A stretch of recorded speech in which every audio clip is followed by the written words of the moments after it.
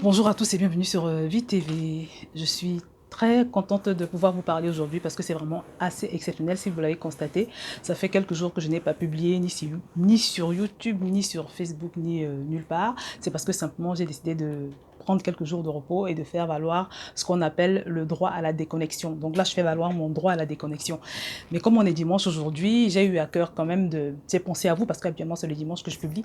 J'ai pensé à partager quand même une petite pensée avec vous.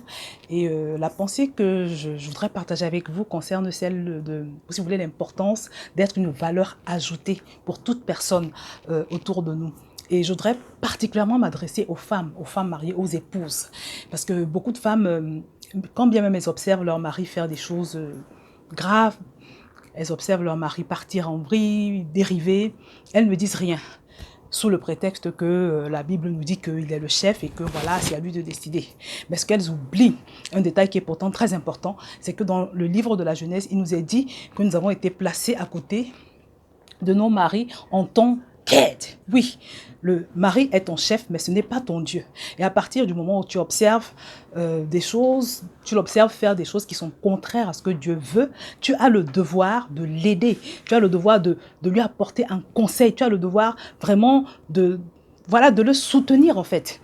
Voilà, pour l'empêcher de tomber dans un trou, pour l'empêcher de tomber dans un piège du diable. Et en passant, c'est pour ça qu'il est très important en tant que femme d'être des personnes qui ont une relation avec le Saint-Esprit, des personnes qui savent entendre Dieu, des personnes qui ont une vraie communion avec le Saint-Esprit, parce que sinon, tu ne pourras pas l'aider efficacement. Quand il va se diriger vers son trou, tu ne pourras même pas discerner qu'il est en train de se diriger vers son trou. Il y a un homme sur YouTube qui a l'habitude de beaucoup critiquer. Il critique à tout bout de champ, il blasphème et il entraîne beaucoup de gens avec lui. Et cet homme, en fait, a une épouse. Au début, quand il a commencé son ministère de calomnie et de critique, je pensais que sa femme n'était pas d'accord, mais qu'elle n'arrivait pas à le convaincre, en fait. Parce que pour moi, c'est inimaginable que ton mari passe toute sa vie à critiquer des hommes de Dieu, et que toi, tu ne lui dises rien, que tu l'encourages. Pour moi, c'était même pas imaginable parce que si vous ne le savez pas, c'est source de malédiction. Et si vous avez un doute au sujet de cela, lisez dans le livre de Nombre 12, l'histoire de Myriam et de Moïse quand elle a critiqué Moïse. Donc, je pensais qu'elle n'était pas au courant. Mais grande est ma surprise de constater qu'elle est au courant et même qu'elle encourage. Et vraiment, ça m'a tellement choquée que je me suis dit, j'ai pensé qu'il fallait que j'apporte cette pensée vraiment pour rappeler aux unes et aux autres l'importance de jouer notre rôle auprès de notre époux. Il y a de cela quelques années, ça fait plusieurs années de cela, mon mari m'a m'a fait part d'une certaine décision qu'il voulait prendre, une décision importante. C'était quelque chose qui lui tenait à cœur, quelque chose qu'il voulait faire depuis longtemps. Et moi, je ne sentais pas trop que c'était la volonté de Dieu, que c'était, voilà, j'avais le feu rouge du Saint-Esprit, voilà, pour être clair. Et je lui ai fait connaître que vraiment, je ne sentais pas la chose, que je n'étais pas trop d'accord, mais il a décidé de le faire, parce que des fois, quand on a trop envie de faire quelque chose, parfois on peut penser que c'est la décision du Saint-Esprit, alors que c'est l'âme en fait. Donc c'est pour ça que c'est très important de discerner. Donc il a pris sa décision, et à un moment donné, juste au moment où il a commencé à faire la chose, il y a eu un élément nouveau qui est apparu, auquel il n'avait pas pensé. Et il s'est retrouvé dans une situation dangereuse, très dangereuse. Et je vous assure que ce n'est que par la grâce de Dieu qu'on a pu rattraper les choses. Et je pense, ça c'est mon avis, que la raison pour laquelle le Seigneur nous a épargné le pire, c'est parce que dès le départ, j'avais discerné et je n'étais pas d'accord et j'avais prié.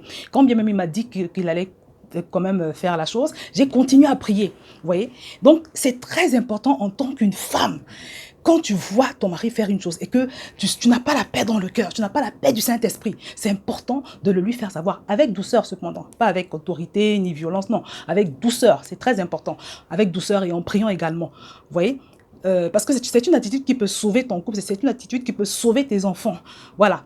C'est très important.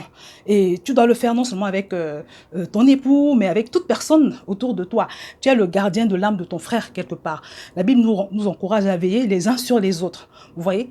Donc voilà, c'est le petit partage que je voulais avoir avec une femme, surtout une femme. J'ai à cœur de parler aux femmes aujourd'hui. Mais c'est pareil également si tu es un homme marié, si tu es un parent, si tu es un ami, de le faire pour toute personne qui t'entoure. Avec douceur, j'insiste sur la douceur et également sur le fait de prier. Voilà. Donc voilà, c'est la petite exhortation que j'avais pour vous. Je souhaite un bon dimanche à tous ceux qui regardent cette vidéo et n'hésitez pas à la partager parce que vous pourriez sauver un couple autour de vous sans vous en rendre compte.